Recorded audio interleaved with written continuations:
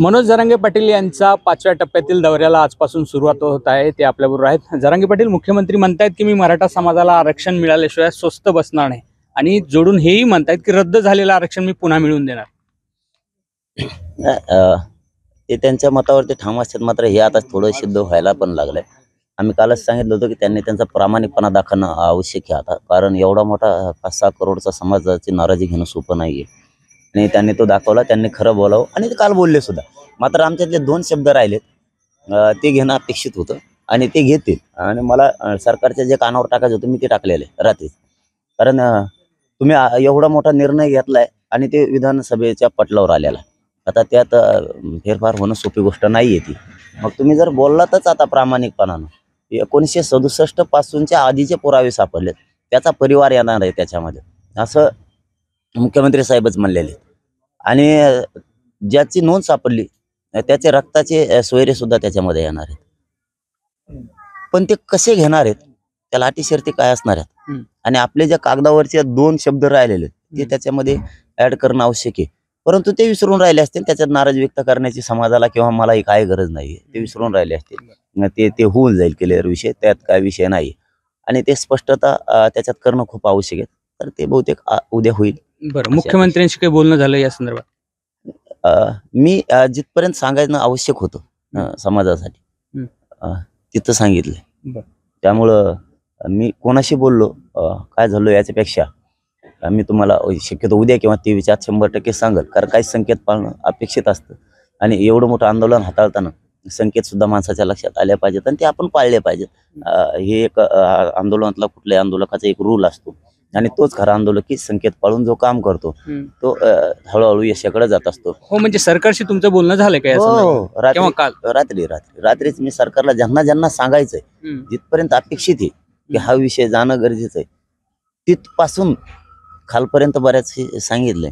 कोणाशी संवाद झाला हे सांगणं आता गरजेचं आहे. परंतु काय असतं, थोडस हिताचं असतं की आपण काही थांबलं पाहिजे, काही संकेत पाळले पाहिजेत. ते पण होणार. 100% सांगतो तुम्हाला मी, उद्याच एखाद्या वेळेस ते होईल. मुख्यमंत्र्यांनी फेब्रुवारीमध्ये अधिवेशन बोलण्याचं जाहीर केलं.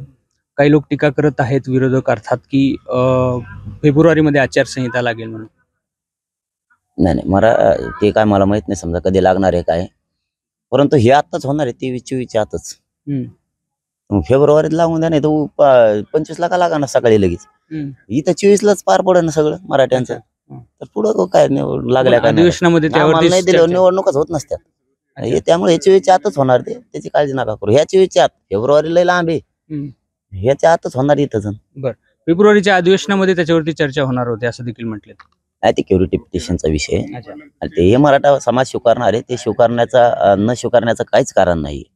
पण सिक्युरिटी पिटिशन जर ओपन कोर्टात घेतली तर ते सगळं वाचण्यात येईल. आणि ती आता हिअरिंगलाच घेतली का नाही आणखीन त्याच्याबद्दलच शंका आहे. परंतु मराठा समाज ते नाकारण्याचं काही कारण नाही, हे पण नाकारण्याचं कारण नाही. विषय मुद्दा फक्त एवढाच आहे, ENT VGNT सारखं ते आरक्षण 50%च्या वर जाणार आहे, ते टिकणार आहे का, एवढाच मुद्दा आहे. ते टिकणारच नसताना आम्हाला पुन्हा तेच पाडे वाचायला लागणार आहेत, एवढाच मुद्दा आहे. याचा अर्थ काय, आम्ही ते नाकारणार आहेत अशातला भाग नाही. कारण सिक्युरिटी पिटिशनच या आंदोलनामुळे पडले, टास्क फोर्सच निर्माण या आंदोलनामुळे झालेला आहे. कारण सगळ्या काय हरीश साळवे साहेबांची नियुक्ती सुद्धा याचमुळे इथंच झाली. कारण तसे आमच्याकडे अभिप्राय आहे सरकारचा.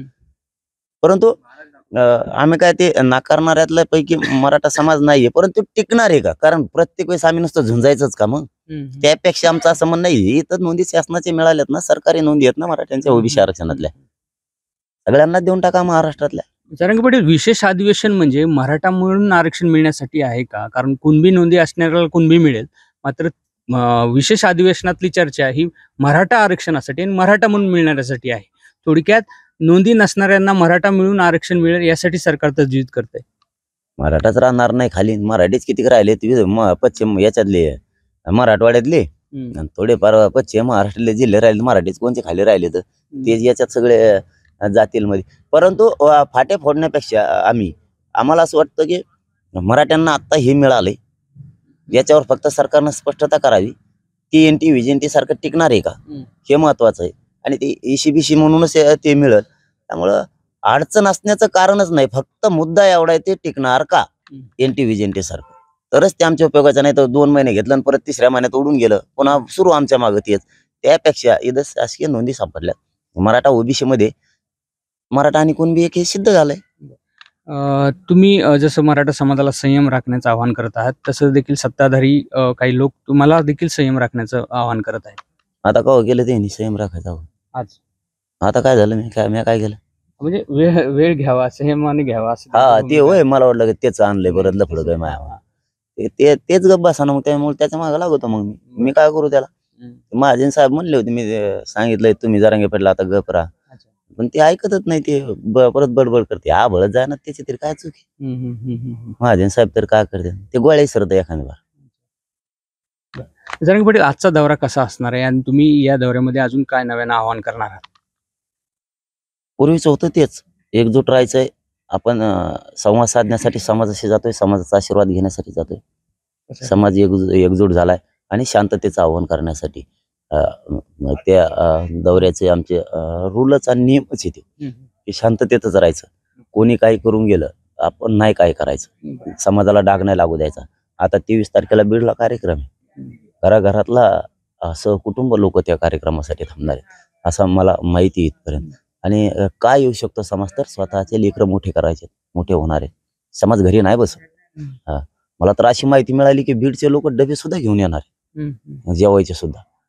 कुटुंब सगळा बीडच बाहेर पडणार आहे अशी माहिती आहे मला. पण कार्यक्रमाच्या ठिकाणी ताकदीनं मराठा समाज येतो आणि मराठा समाजाने यावं सुद्धा. स्वतःच्या लेकराला न्याय द्यायचा, शांततेत आंदोलन करायला हरकत नाही. आपले लेकरं जर आपल्याला मोठे करायचे असले, त्यांचं आयुष्य उद्ध्वस्त नसं होऊ द्यायचं, तर अशी संधी पुन्हा मराठ्यांना नाही येणार. त्यामुळे मराठ्यांनी बाहेर पडणं आवश्यक आहे शांततेत. आणि मराठा समाज 100% बीडला खूप येईल, मला अशी वरून सुद्धा माहिती. 23ला म्हणजे इशाऱ्याची तयारी झाली सरकारला? ती वेळ नाही येऊ देणार सरकार. आमच्यावर नुसतं स्पष्टता करायचं राहिलं. एवढा मोठा निर्णय घेतलाय, कारण विधानसभेच्या पटनावर बोलणं हे सोपं नाहीये. बोलणं सोपं असतं, इकडं म्हणणं, पण त्या मांडायला सुद्धा खूप धाडस लागतं. मग कोणी असू द्या, मी असो तुम्ही असो, कुठलं काम करताना खूप धाडस लागतं, खूप निर्णय घेताना क्षमता माणसात असावी लागते. आणि दूरदृष्टीचा विचार असल्याशिवाय माणूस इतका गंभीर विषयाला हात घालून मार्गे काढायचं काम दूरदृष्टी असणारच माणूस करू शकतो. त्याने ते केलंय. निर्णय मात्र मोठा घेतलाय. समाजाने त्यांचं कौतुक केलं, हे खरं, पण ते पाचर तेवढी काढली म्हणजे बरोबर. एकूणच मनोज जरांगे पाटील यांनी मुख्यमंत्र्यांना विश्वास दाखवत कुठेतरी येणाऱ्या काळामध्ये आपल्याला इशारा देण्याची सरकारला पुन्हा वेळ येणार नाही अशी आशा व्यक्त केली आहे. रवी मुंडे, एबीपी माझा, अंतरवली सराटी. एबीपी माझा, उघडा डोळे बघा नीट.